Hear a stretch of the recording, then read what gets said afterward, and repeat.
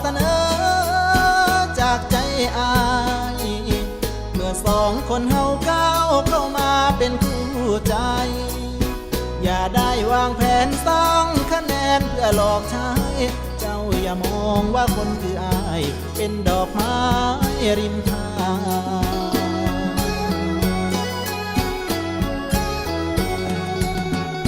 โอ้ค้างมาหลายแล้วคิดว่าเจ้าเอาใจตั้งเริ่มต้นหวานพอนานๆก็เปลี่ยนทางเขาพ่อผู้ไม่อายเลยโดนสาวหักหลังคือเขาป่าคือกระตาห่างเจ็บเพราะจริงจังพอมาเสมอ